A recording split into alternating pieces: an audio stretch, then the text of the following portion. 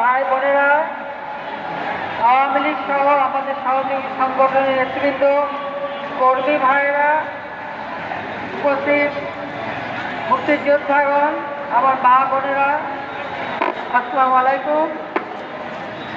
আজকে আমি সত্যি খুব আনন্দিত নারায়ণগঞ্জে আসতে পেরে। এই নারায়ণগঞ্জ আমাদের স্বাধীনতা সংগ্রামে অনেক ইতিহাস এই নারায়ণগঞ্জ ধারণ করে আসছে।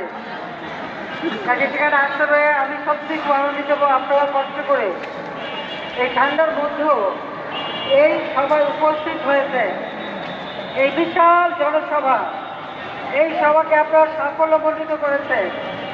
আমি আপনাদেরকে আমার পক্ষ থেকে, আওয়ামী লীগের পক্ষ থেকে আন্তরিক ধন্যবাদ জানাই এবং শুভেচ্ছা জানাই। আগামী 7 জানুয়ারি নির্বাচন, সেই নির্বাচন সামনে রেখে আমরা এখানে হাজির হয়েছি। বাংলাদেশ আওয়ামী লীগ প্রতিষ্ঠা লগ্ন থেকে আওয়ামী লীগ বাংলাদেশের জনগণের অর্থনৈতিক, রাজনৈতিক, সামাজিক, সাংস্কৃতিক মুক্তির জন্য সংগ্রাম করে যাচ্ছে। এই বাংলাদেশ আজকে স্বাধীন দেশ, আমরা স্বাধীন জাতি হিসেবে স্বীকৃতি পেয়েছি। আর এই স্বাধীনতা আমাদের দিয়ে গেছে জাতির পিতা বঙ্গবন্ধু শেখ মুজিবুর রহমান।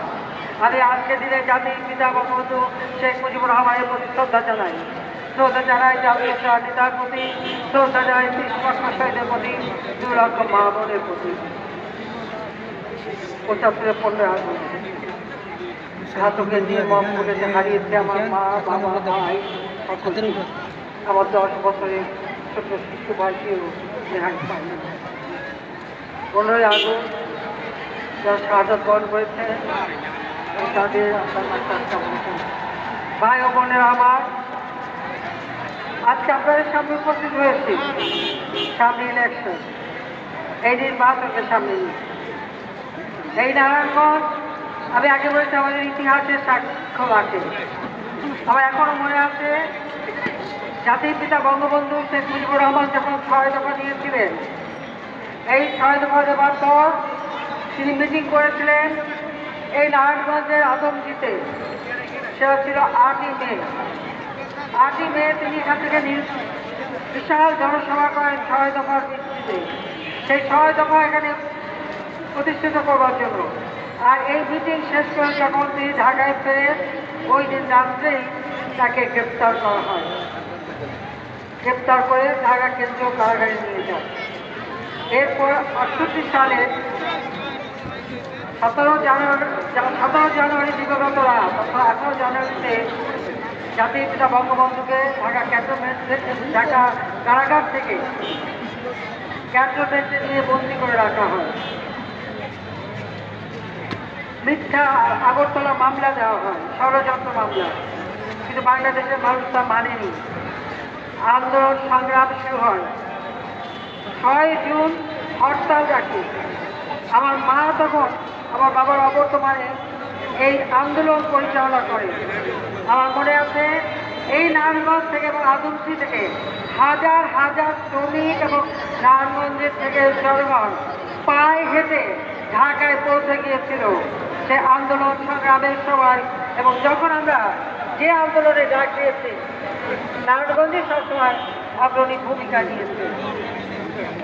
ভাই বোনেরা আমার, এই নারায়ণগঞ্জ রক্তাক্ত নারায়ণগঞ্জ বটে। আপনারা জানেন 21 বছর পর আওয়ামী লীগ সরকার গঠন করে এবং আওয়ামী লীগ সরকারি প্রথম সরকার। 96 সালে আমরা সরকার গঠন করি জুন মাসে। 2001 সালের 15 জুলাই বাংলাদেশের ইতিহাসে প্রথম শান্তিপূর্ণভাবে ক্ষমতা হস্তান্তর করি। সেই ক্ষমতা হস্তান্তর করার পরপরই এই নারায়ণগঞ্জ রক্তাক্ত হয়। 16ই জুন নারায়ণগঞ্জ আওয়ামী লীগ অফিসে বোমা হামলা চালানো হয়। সেখানে 20 জন আওয়ামী লীগের নেতাকর্মী মারা যায়। এখন আমাদের বহু নেতাকর্মী সেই পঙ্গু হয়ে আছে এবং সেই কোনো মতে অনেকে বেঁচে গেছে। কিন্তু সেই সময় বোমা হামলা চালানো হয়েছিল ওই বিএনপি। 2001-এর নির্বাচন সামনে, আর সেই নির্বাচন সামনে রেখেই তাদের সন্ত্রাসী কর্মকাণ্ড শুরু হয়ে যায়। এই নারায়ণগঞ্জের মাটি থেকে এই আওয়ামী লীগ অফিসে তারা হামলা করে।